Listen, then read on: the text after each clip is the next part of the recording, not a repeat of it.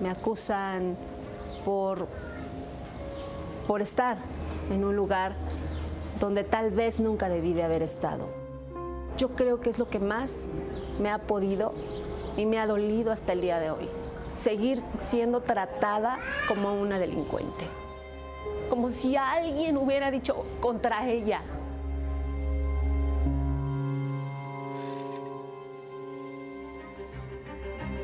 Buenas noches, ella es Claudia Sánchez Mayorga. Presentamos hace no mucho, en julio, su historia aquí.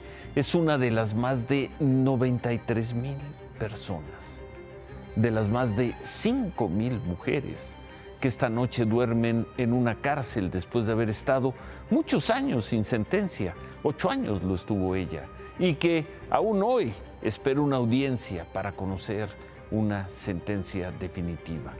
Esa es la cifra esta noche de unas 220,000 personas presas en México hoy, este lunes. 93,000, 4 de cada 10, no tienen sentencia. Es una barbaridad, literalmente es una barbaridad. De ahí el interés que despertó la sesión de hoy en la Suprema Corte de Justicia. Los ministros tenían la oportunidad de transformar, de darle un giro al sentido de la prisión preventiva. Y si bien el asunto no se resolvió hoy, todo indica que los ministros de la Corte van a dejar pasar esta oportunidad.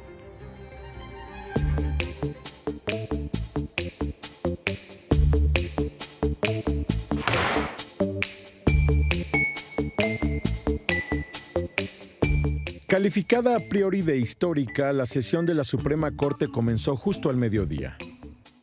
En redes sociales, la discusión jurídica alrededor de la prisión preventiva oficiosa generó tanta expectativa que muchos se lo tomaron con humor. Te mentí, no vamos a ver Netflix. El meme usado para disimular encuentros amorosos se usó esta vez para ver la sesión con todo y desayuno en la cama. La relevancia del tema lo ameritaba. Eliminar o no esta figura considerada como prisión automática generó un arrastre durante las 2 horas que duró la sesión. Luis María Aguilar, autor del proyecto que plantea inaplicarla, abrió la discusión.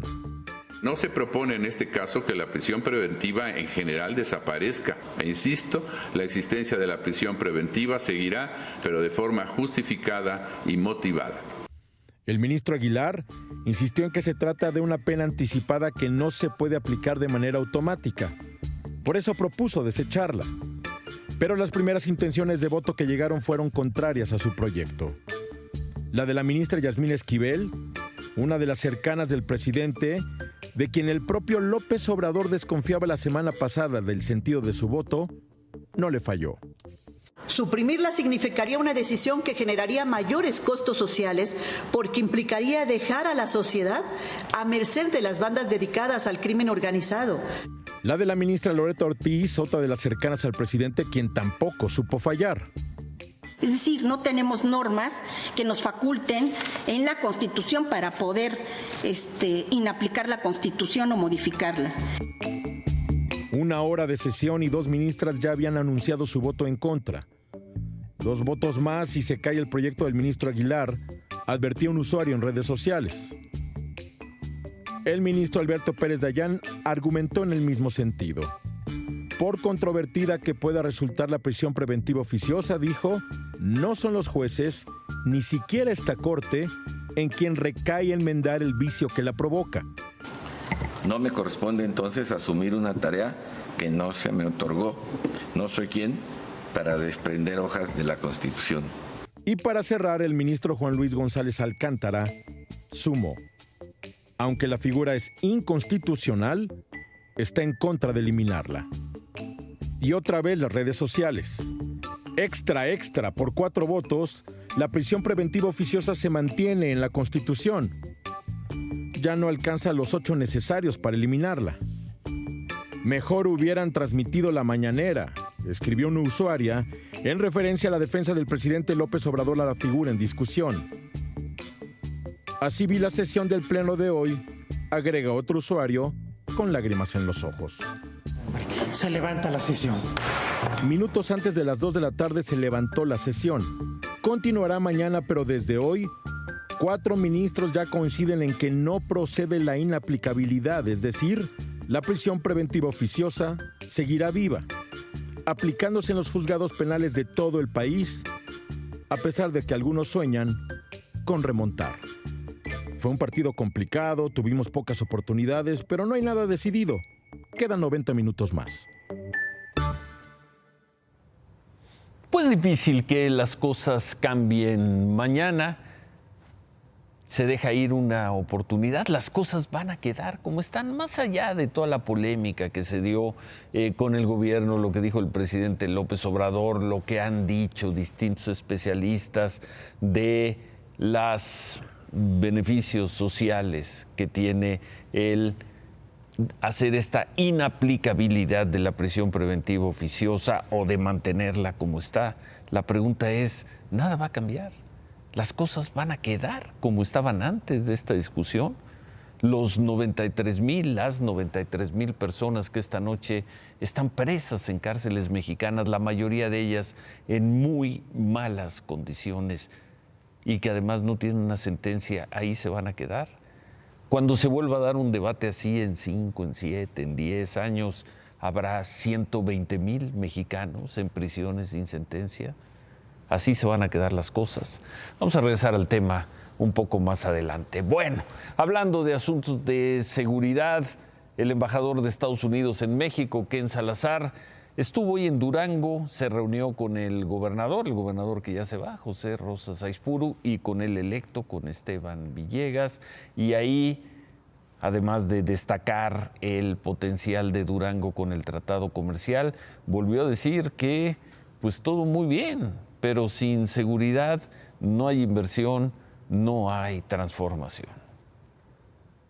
La seguridad es importantísima, porque sin seguridad no hay prosperidad. Sin seguridad se enfrían las inversiones. Entonces, en eso se tiene que seguir trabajando.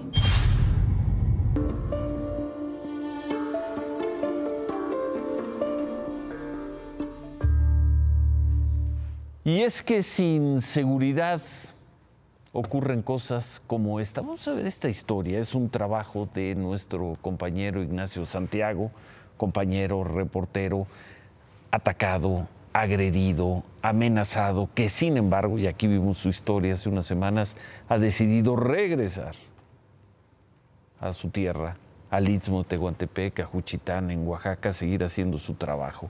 Y nos presenta esta historia que uno diría no es posible, pero sí lo es, y vamos a ver las imágenes. Los agentes del Ministerio Público y el personal médico forense tienen ahora un problema, un problema que no habíamos visto en ningún otro lugar del país, al menos no lo habíamos visto así. Cuando una persona es asesinada, antes de que llegue el Ministerio Público o lleguen las personas forenses, aparecen los familiares y se llevan de inmediato los cuerpos. ¿Por qué? Por esto.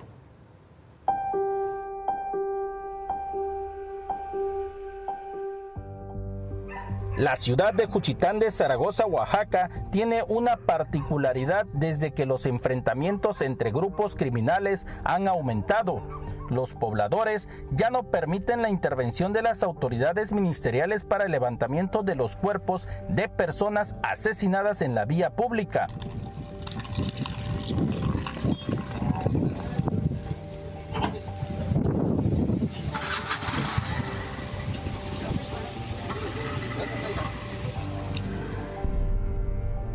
A los pobladores poco les importa la presencia de las fuerzas federales o policías locales o que el área ya esté acordonada y los ministerios públicos y médicos forenses estén en el lugar. Frente a ellos, los habitantes de Juchitán irrumpen en la escena del crimen y se llevan los cuerpos a sus domicilios para ser velados y enterrados. Incluso los mismos autos donde las personas son asesinadas son usados para llevarse a sus muertos.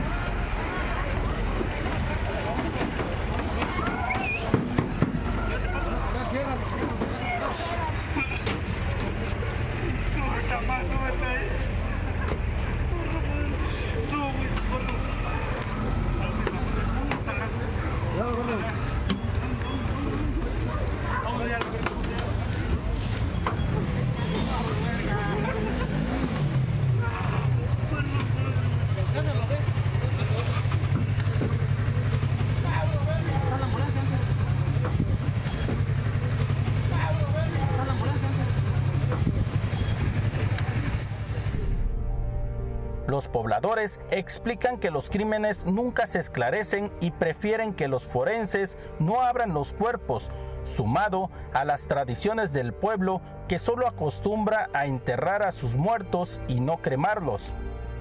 Para esto, consiguen dictámenes médicos falsos o de plano entierran a sus difuntos sin contar con ningún permiso.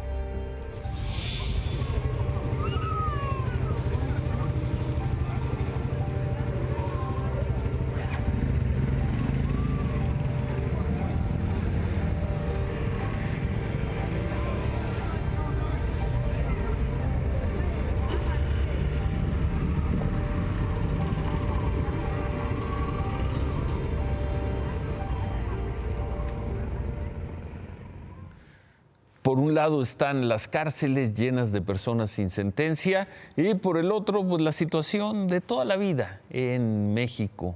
Los casos no se esclarecen.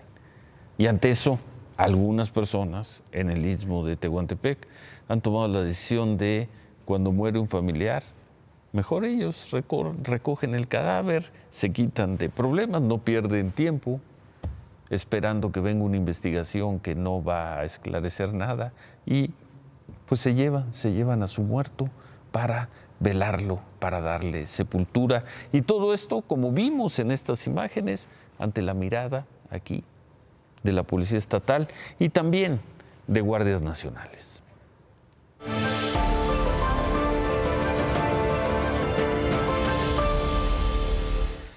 Y sobre la Guardia Nacional, a las 8 de la mañana del sábado, ya no nos tocó el viernes en el programa de la noche, pero temprano el sábado, después de 14 horas de sesión, los diputados aprobaron las reformas a 4 leyes para que la Guardia Nacional forme parte de la Secretaría de la Defensa Nacional. No hubo sorpresas, 264 votos de Morena y sus aliados contra 212 de la oposición. Hoy al mediodía en el Campo Marte, el secretario de la Defensa, Luis Crescencio Sandoval, agradeció a los diputados estas modificaciones y ahí insistió en que ellos, el Ejército, van a ser los responsables operativos de la Guardia Nacional, pero el espíritu seguirá siendo civil. Los integrantes del Ejército y Fuerza Aérea estamos convencidos, tal y como lo plantea el Ejecutivo Federal en su reciente iniciativa, que la Guardia Nacional continuará su consolidación como una institución civil, desarrollando sus actividades con capacitación y conocimientos policiales de naturaleza no bélica, teniendo esta Secretaría de Estado únicamente la responsabilidad de su control operativo y administrativo para que se constituya como la institución por excelencia para garantizar la seguridad pública de México. Entonces, todo esto es para que la Defensa Nacional tenga el control operativo y administrativo de la Guardia Nacional. Lo veremos. Ya fueron aprobadas estas leyes para pues que quede bajo la dependencia de la Defensa Nacional, la Guardia Nacional, ya fueron aprobadas en diputados y hoy el presidente del Senado, Alejandro Armenta, confirmó que ya recibieron la minuta de las reformas, de estas reformas a la Guardia Nacional, que van a comenzar el proceso legislativo y bueno, pues en uno de estos días la someterán a votación. Por la mañana conversamos con el coordinador de los senadores de Morena, Ricardo Monreal, y él insistió en que para poner a la Guardia Nacional a las órdenes de la Defensa Nacional hay que hacer una reforma a la Constitución. En la Constitución queda establecida la naturaleza jurídica de la Guardia. Si ahora se pretende solo modificar la ley ordinaria sin entrar al contenido de la misma, me parece que no es la ruta correcta. Tu voto entonces sería en contra. No quiero adelantar nada porque el momento es muy ríspido al interior de Morena y en ocasiones por pensar distinto o por tener opinión propia es acusado de traidor. Ese es un asunto personal en el que no voy a involucrar al grupo, va a ser un voto en conciencia, no voy a usar mi condición del líder de la mayoría para incidir en su votación. Por pensar distinto, uno es acusado de traidor. El asunto está en el Senado, veremos qué pasa ahí. Y en medio de esta discusión y la aprobación a las modificaciones de la Guardia Nacional, una diputada del PRI, Yolanda de la Torre, presentó una iniciativa para que la participación del Ejército en tareas de seguridad pública, que debería concluir en el 2024, se extienda hasta el 2028. Es decir, que puedan seguir en estas tareas, cuando menos, hasta ese año. Todo esto en medio de la otra discusión que acabamos de ver de la Guardia Nacional. Esta iniciativa provocó que los dirigentes del PAN y del PRD, aliados del PRI, aliados electorales, acusaran al PRI de incumplir con varias cosas, de no presentar iniciativas. Nuestra compañera Ivonne Melgar habló con el coordinador de los diputados del PRI, con Rubén Moreira, quien le aseguró que él mismo, el propio Rubén Moreira, respaldará la iniciativa de la diputada de la Torre, y aprovechó para pedirle al PAN y al PRD que se sumen, ya que no se trata de la Guardia Nacional, sino del Ejército y de la seguridad de los mexicanos. Y apenas estamos comenzando septiembre. ¿Cuánto va a aguantar la alianza PRI-PAN-PRD? Difícil. Como si alguien hubiera dicho contra ella. Ya resignada a suicidarme. Claudia, buenas noches. Ciro, buenas noches. Lo decías al inicio del programa, Claudia Sánchez Mayorga, a quien entrevistamos el 13 de julio en el penal de Santa Marta, Acatitla, la única acusada por el caso Solid Gold y condenada a una pena de 22 años y 6 meses de prisión por el delito de beneficio de la explotación sexual ajena, cumple hoy 9 años en prisión preventiva. Son más de 90,000 personas las que están en prisión sin una sentencia.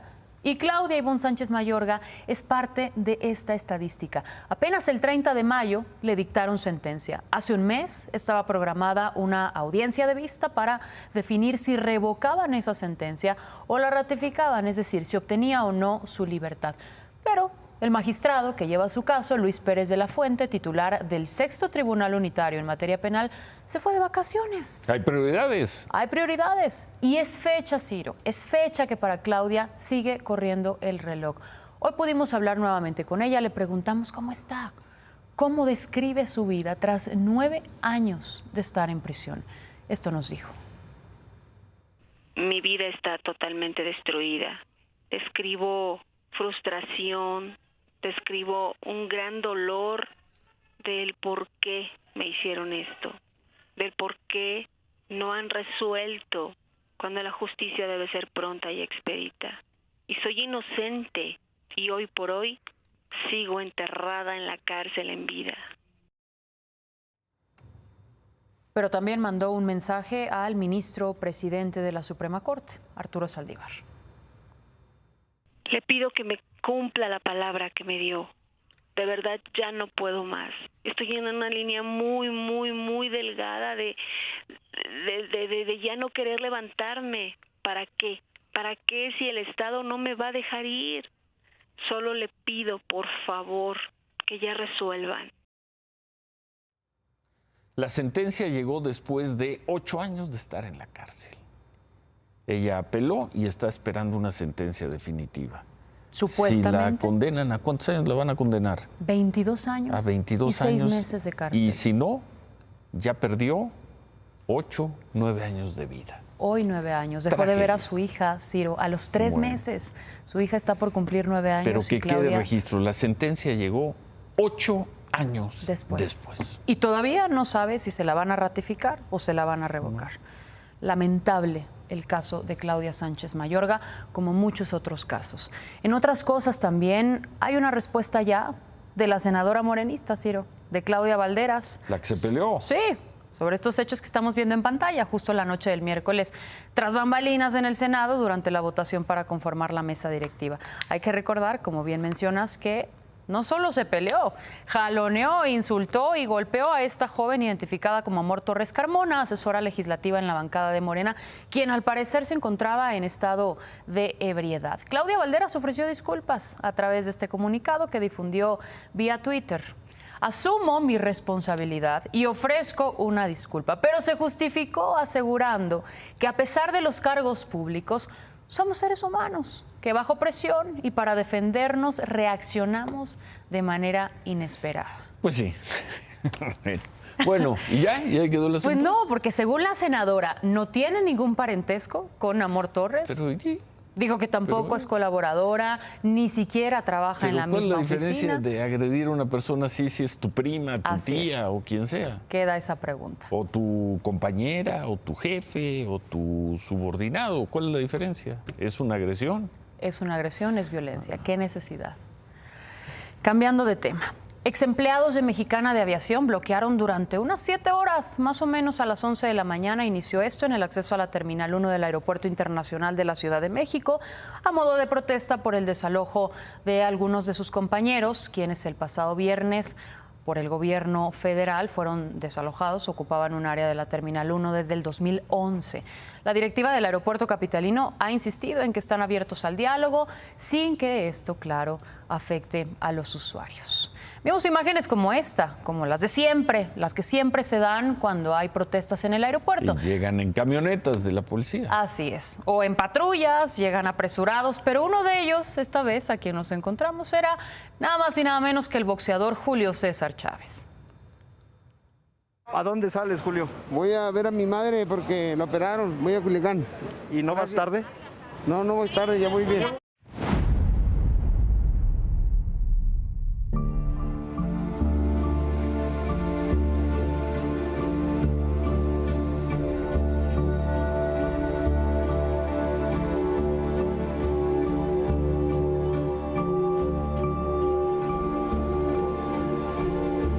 Pues yo por mí, ¿qué más quisiera tener a mi papá afuera, me entiendes?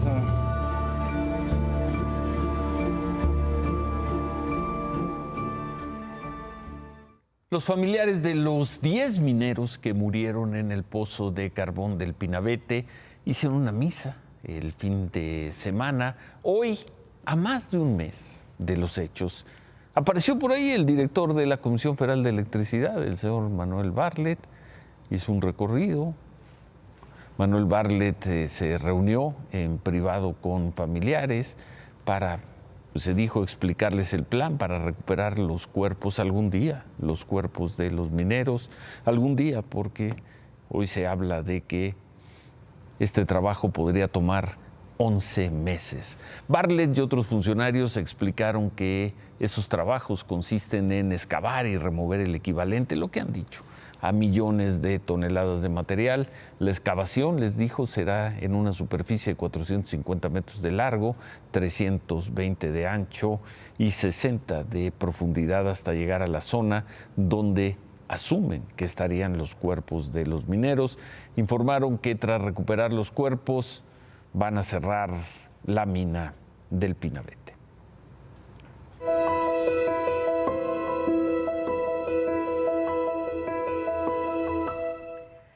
Y a finales de marzo vimos aquí estas imágenes, son de la presa La Boca en Santiago, Nuevo León. Así se encontraba a 13% de su capacidad cuando en el área metropolitana de Monterrey comenzaron los recortes de agua debido a la sequía que vivía el estado. En este momento estaba en sus últimos días de abastecimiento de agua para los ciudadanos. Hoy la presa La Boca amaneció así. De acuerdo con la Comisión Nacional del Agua, un nivel incrementó a más del 39% debido a las intensas lluvias de ayer. ¿No fueron obras de infraestructura? No. Fue la lluvia. Fue la lluvia, Ciro. Incluso, como lo vemos en estas imágenes, la embarcación turística que se encontraba varada desde marzo por la sequía, hoy logró navegar de nuevo por esta presa. El dios Tlaloc. Sí, y aunque la presa La Boca aumentó su nivel, las autoridades aseguran que continuarán los cortes de agua, que serán en los próximos días cuando se vea un beneficio por estas lluvias. Lo cierto es que las fuertes lluvias de las últimas horas dejaron varias afectaciones en el estado. En el municipio de Juárez se reportó el desbordamiento de arroyos, dañando más de 100 viviendas. En Cadereyta, por ejemplo, se registró el desbordamiento del arroyo Abasolo, afectando a también alrededor de 100 viviendas en la zona centro. Ahí se fueron desalojadas 200 personas. Hasta este momento se reporta la muerte de una familia en Cadereyta que fue arrastrada en su camioneta por la corriente. Entre ellos se encontraba una niña. Por cierto, también que esta noche la Secretaría de Educación de Nuevo León informó que mañana regresarán a clases las escuelas de educación básica, media y superior que habían suspendido actividades por la lluvia. Gracias, Claudia. Ciro, no me puedo ir, por lo menos no sin antes hacer mención de quien a partir de mañana se convierte en la primera ministra de Reino Unido, Liz Truss. La hasta ahora secretaria de Asuntos Exteriores pasó del socialismo heredado a ser la abanderada de la derecha conservadora. Tiene 47 años y va a ser la tercera mujer que tome las riendas de Reino Unido detrás de Margaret Thatcher y Theresa May. Esto luego de la renuncia de Boris Johnson el pasado 7 de julio, a quien, por cierto, extendió estas palabras durante su discurso. Boris, you got Brexit done. You crushed Jeremy Corbyn. You rolled out the vaccine and you stood up to Vladimir Putin. You were admired from Kiev to Carlisle. Viva Boris, Boris el inglés. Y además, Ciro, hay que decir que ella estuvo en contra del Brexit, apoyó en su momento la abolición de la familia real y mañana tomará posesión del cargo ante la reina Isabel II, quien, por cierto, por primera vez en la historia va a hacer esta audiencia fuera del Palacio de Buckingham, en el castillo de Balmoral, en Escocia, por cuestiones. ¿Y quién te sorprende? de Aquí salud. también había mucha gente que estaba en contra de la militarización y demás. Pero bueno, gracias. Las cosas Gracias. cambian y la realidad tiene otros datos, Ciro. Gracias. Buenas noches. Gracias, Claudia. Los empleos formales subieron en agosto. Se crearon nada más en agosto 157,000 empleos, son las cifras del Seguro Social. En lo que va del año, de acuerdo con esto, se han creado más de 600,000 empleados. Actualmente habría poco más de 21 millones de trabajadores. No habría, hay 21,236,000 empleados afiliados al Seguro Social.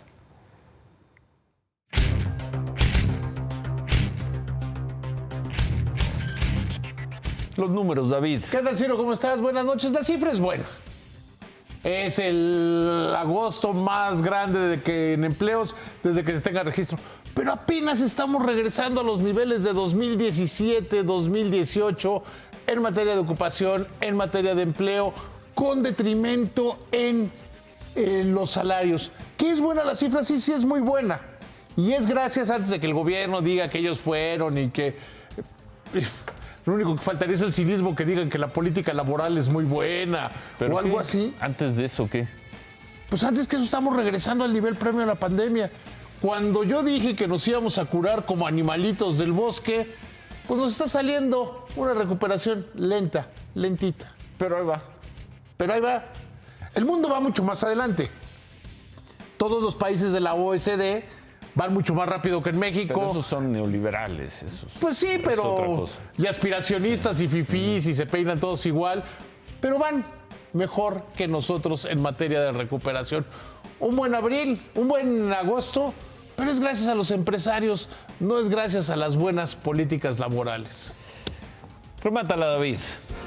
Y hablando de políticas laborales, que alguien le avise a Luis Alcalde que Volkswagen se va a ir a huelga el viernes. Hace un viernes decidieron no aceptar un aumento del 11% y dicen que se quieren ir. Para eso se necesita una secretaria del trabajo, no para que arregle minas, sino para que arregle conflictos laborales. Javier. Ciro, amigos, de regreso, ¿cómo negar el sueño americano a los migrantes? ¿Quién es el hombre que hoy, después de superar la guerra en Sierra Leona, elimina a Rafael Nadal y a lo mejor lo ha retirado? Regresamos con esta historia. ¿Cuándo y cómo miles de mexicanos, mexicanas, 93,000 esta noche? ¿Cómo y cuándo dejarán de ser presos sin sentencia? Es una tragedia para la que nadie tiene respuesta. Vimos hoy que la solución no vendrá por el lado de la Suprema Corte, Los jueces dirán que tienen mucho trabajo, por eso se les acumulan los expedientes. El Ministerio Público dirá que no es asunto de ellos. El gobierno dirá cualquier cosa. Y por lo visto, después de estas 2 semanas de polémica, las cosas seguirán como están. Camino a los 100,000 mexicanos, mexicanas en la cárcel sin sentencia. ¿Puede hablarse de una profunda transformación del país con una situación así? Se quedan con ¿Qué importa? Gracias, buenas noches, ánimo.